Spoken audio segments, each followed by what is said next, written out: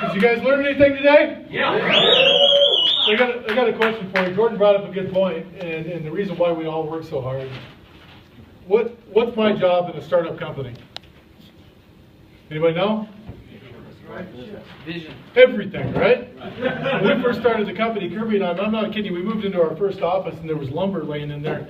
I mean, we're picking it up, walking around the office, and because at the end of the day, in order to get to where you need to go, nobody's bigger than the company, right? And that's why when we first set out to do this, Mike Gray was out on the road and he said, hey, I said, I want to go with you. He said, well, presidents don't go out on the road. They sit behind the oak desk. I said, I understand that, but in order to understand what the field needs, I need to understand that so I can bring that back into the corporate office so we can give you guys what you need. Because without you guys selling our product, we can't sell it, right?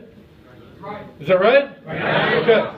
And without you guys, we don't have any customers. So as we move through this thing, the number one question I get asked when I'm on the road is, why the heck are you guys at a network marketing company, and how long are you going to be here for? So our backgrounds are in network marketing. We've been in venture capital finance. I got involved in the real estate business at a young age, and I was lucky enough to be part of the best real estate market in any of our lifetime. And I was also lucky enough to have great mentors that helped me get out of that real estate market before it crashed and help reinvest in it while it's on its way back up. So as I came here, we identified opportunity, because one thing I understand, and the reason why Gerald's here and Brian and the rest of the leaders, is we don't get in deals that we haven't thought all the way through, because otherwise these guys would be out playing golf or doing something else they enjoy. We want to be in a deal that we can take to the moon. So I personally believe this with all my heart. I believe this is the absolute best opportunity of my entire lifetime. But let me tell you what's really impressive, because I'm a relatively young guy. Compared to some of you guys, I'm not, but I'm a relatively young guy. When you hear guys like Kirby and Phil say that, guys, let me tell you, that means something. Yeah. When you hear Phil Polich, that did $8 billion in mortgage-backed securities, stand up and say, I think this could be the best deal that I've ever done, does that mean anything to you? Yeah. That means something to me. Right, Rob? You've been part of building some pretty big companies. Why are you here? The real answer is I'm here because I have belief in Kirby, and that transition to Phil, and that transition then was multiplied in that year. Right. So he believes in the people behind the business. The thing that keeps me going are the people behind the business, which is who? Which is you guys, right? Because otherwise I wouldn't be out on the road working myself silly if I didn't enjoy doing it. See, it's got to be cool and it can't suck, right, Chad? That's our motto.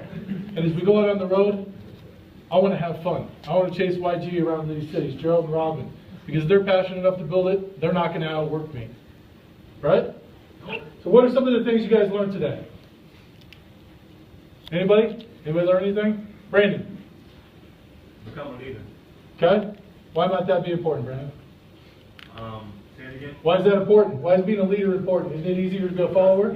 Less work, right? You're down on follow leaders, so if you're not a leader, then they're not going to follow you. They're going to be in my inbox asking how they join my team. If you want to be a leader, your rank does not determine yourself as being a leader. Your leadership does.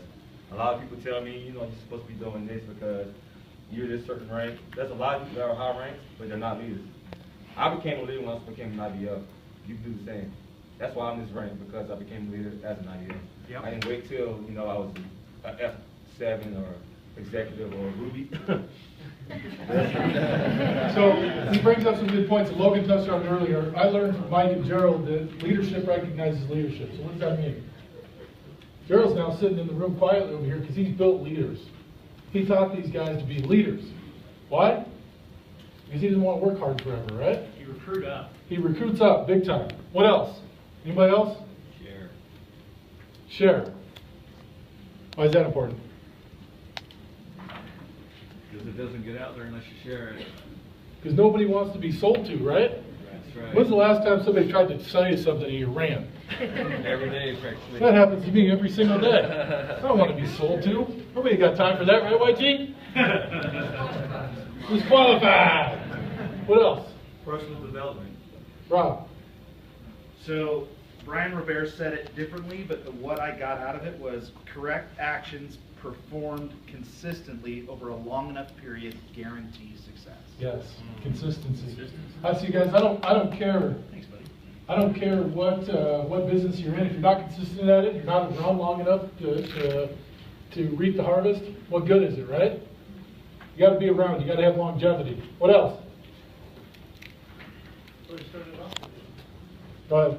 You start off and they take your new recruit through the whole system. Get them the Head Start, get them their basic things set up, get their profile set up, their waiting room set up, get them tax box finance and debt all set up. Robin's 10 steps. Yeah. If you're not an expert in the business, how are you going to teach somebody else to be an expert, right? You don't know what product you're selling. How do you sell it? What else? Dennis. How to use the Cancun card. Okay. Give a trip away if they sign up. Yeah, exactly. I got to tell you guys, I went on that trip, and I've stayed all over the world at some nice resorts. And this by far was one of the best places I've stayed at. And for some of the guys that were on that trip in here, you can ask them. We had an absolute blast. And what other way to show somebody what kind of savings you get in the company than give them a huge. Gerald said what? Gerald, minimum of $600, you said? Minimum. What else? Keep it simple, PS3. Keep it simple, PS3. So I watched Julian in August in Hawaii put at least 500 miles on his pair of Nikes. He walked, yeah, at that time they were white Gucci loafers to be exact. But he walked around that pool on three-way calls, and I'm looking at this guy thinking, man, who is he talking to? He's supposed to be on vacation, but you know what? No days off, right? Well, the only one that has service in Cancun. Yeah, and the single luckiest guy I know.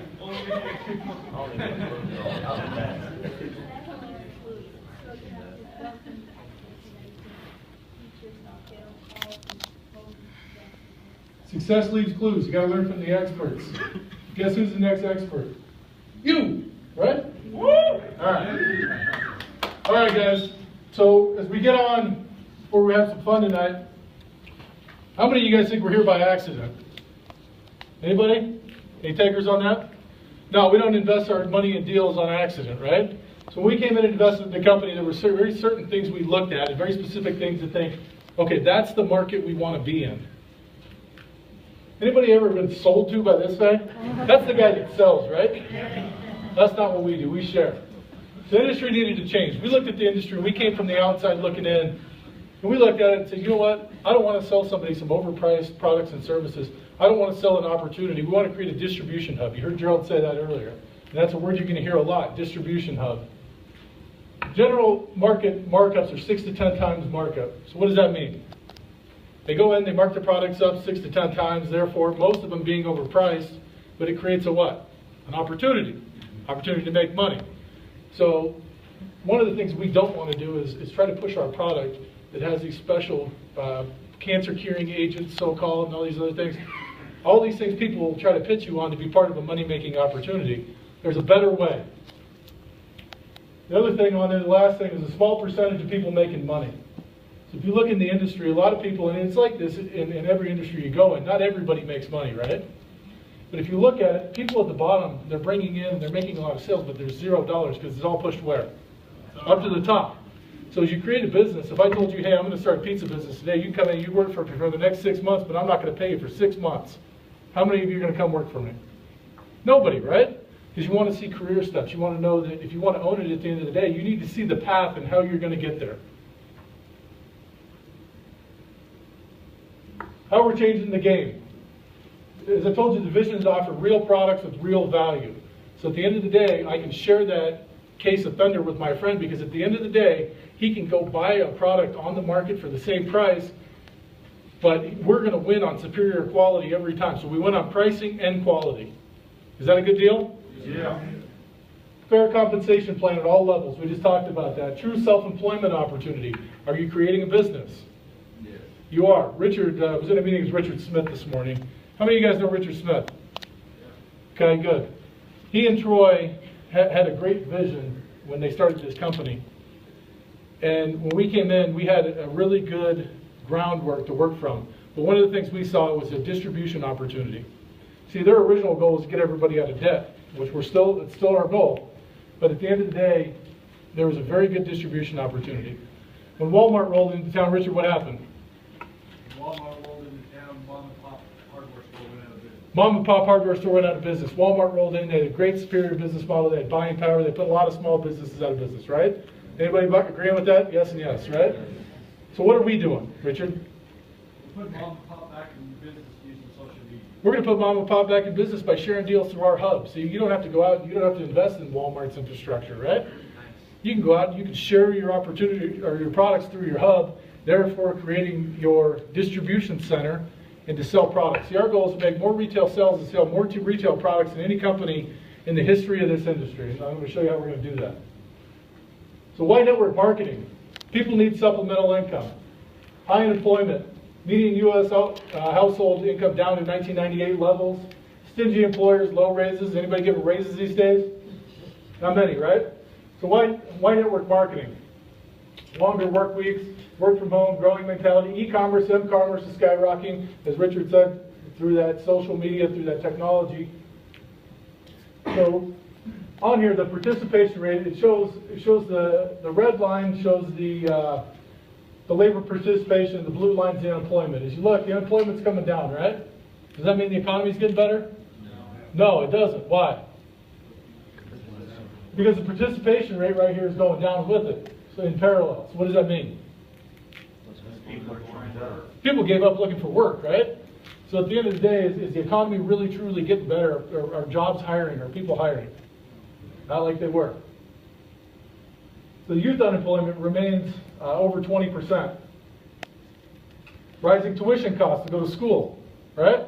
How many people in here have tuition? Student loans, etc. It's expensive, right?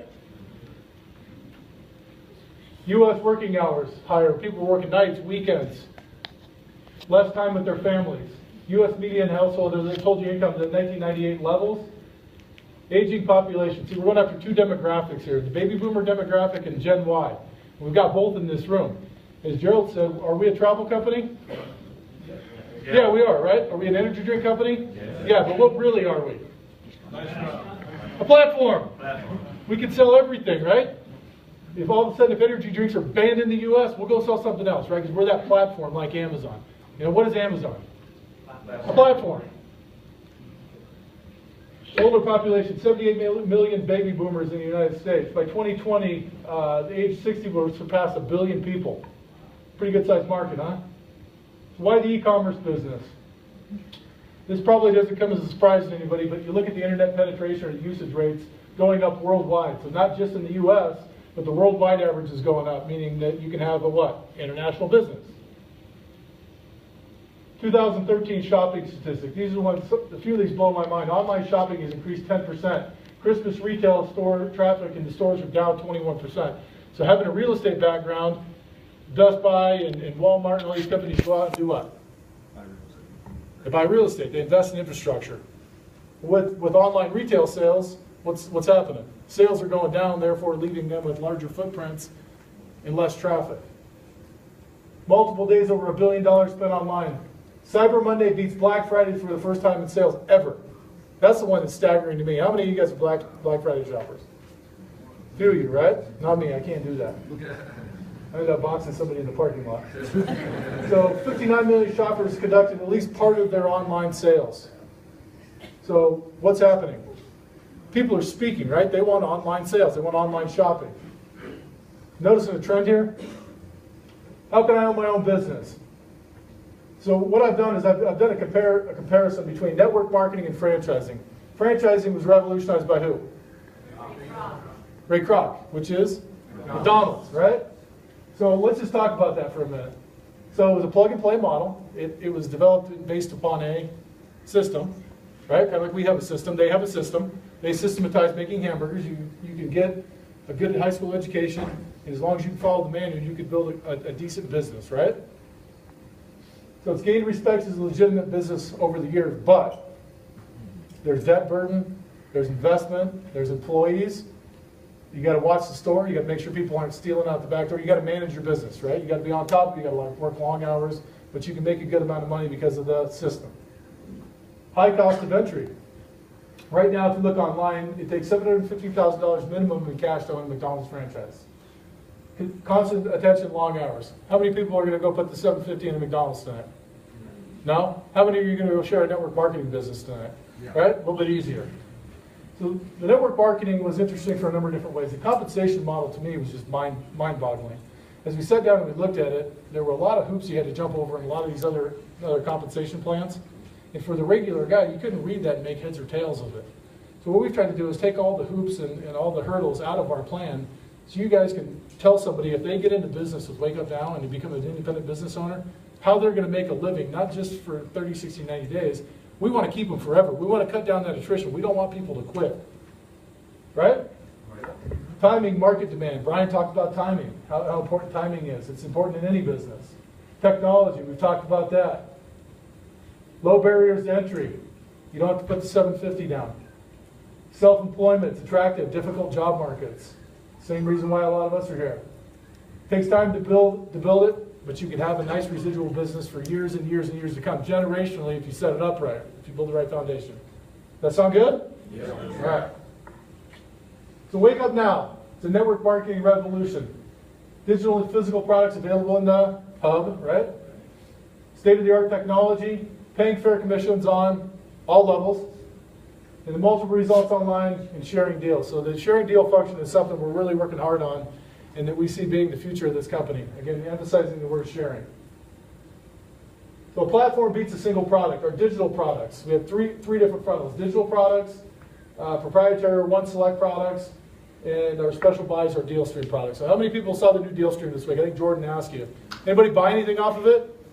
We sold a ton of stuff off of there, guys. It's unbelievable. So if we go through all these three buckets, you got the digital products, it's your silver, gold, or platinum package with your tax buy, your PFM system, your online shopping mall, thing like that. Your one select products, your Thunder, your coffee, your skincare. And those are lines that are proprietary to WakeUpNow. We own those formulas, we developed the formulas, and those are things that we'll go out and we'll develop in a number of different sectors to take advantage of those markets. So when we look at Thunder, for instance, who are we looking at as our competition in that? Red Bull. Companies like Red Bull, Monster, Rockstar, things like that, right? Because we want to make a little bit of profit on a lot of sales, not a lot of profit on very few sales. Because that's how we win. So our goal is, as some of you have heard me say, you've heard Kirby say, we want to see more commissions being paid off the sale of products through these three buckets in retail sales to customers than you see right now being paid out as the founder's bonus, right? And I think that as you sit and you watch, you're going to be amazed at the number of dollars you make off these sales of people going and buying stuff they were going to buy anyway, right? They don't have to be part of the opportunity, they're customers. So, Gerald, let me ask you a question. You've been in the business, and Brian, I'll ask you this a long time. When people joined your organization and other companies and they quit, did you ever make any money off of them again? No, unless they joined another deal that you may have been in, but you've only been in a few deals, right? You're a builder. So, Brian, same question for you. In your businesses, when people have quit, didn't want to work the business, didn't want to use the product anymore, whatever, right? They're gone. Do you continue to make money off of them? No way. Nice part about WakeUpNow, somebody gets in and they don't want to be a distributor, they didn't like it, or they couldn't build the business. If they stay on as a preferred customer, are they going to be offended if we just share great deals with them? No, right? That's the beautiful part of this thing. They go on, they buy a set of Beats by Dre headphones, they buy a tablet, they buy tires for their car. At the end of the day, you guys are making money on that. If you made money every time one of your friends went to Amazon, how much money would you make? You're making a good amount of money, right? That's what we're trying to do. We take all these three things, we throw them into the funnel, and they come out on the other side as commissions, right? And this thing's running slow. So as we wrap up, a couple of different things. So we've got a long-term goal here, and this isn't, as Gerald said, it isn't a sprint, it's a marathon. We've seen people rank advance higher than the people that brought them in. We've seen the development of new products, new technology, and I can tell you this, as we're walking through the office today, touring the office, we've taken out a lot of office space and we've invested in the future. A lot of people looked at us and said, man, you guys are nuts. When would you ever use all this office space? But you know what? It's a good thing we did that. It's a good thing we invested in the technology, because if we hadn't, we'd be getting run over right now. And so that's the nice part about having partners and visionaries that are running this company that see the big picture and see the future. And if we all stay laser focused and we keep everything compliant and clean, I promise you, this is going to be shaping up as the best opportunity any of us in this room have ever seen. Okay? So Tremaine, you went to school to play ball. You have some student debt, right? How would you feel if we paid that student debt for you? How many people like when we pay your bills? Yeah? YG, how many cars you got now? 19, 20? I'm kidding. We pay for one of your cars, right? All right, who else in here's got student debt? You may not want a car, right? Eric Turner, I think he's still riding a bicycle. And I'm not kidding about that. He doesn't have a car. Honestly, doesn't have a car. So we're going to announce a couple things this weekend. We're always looking for ways to tweak what we do. And we're always looking for ways to make everything that we do better. And in an advisory board meeting a few months ago, the advisory board had asked us to look at the way we pay the car bonus. And so we're trying to figure out a way to help people that may not want to buy a car, because we don't want to force you to buy a car if you don't want to buy a car, guys. And they were asking us to come up with a way to help people out that maybe didn't want to own or buy a car at this time. And so we sat down at the drawing board and we took a look at what we could do. And as you know, education is near and dear to Kirby's heart. He's a professor at the University of Utah. And we're looking for ways to always improve what we're doing. So we're going to use that car bonus. We're going to allow you some more flexibility to it. If you guys don't want to use that for your car, you can use it to pay down your student debt or go to school. Okay?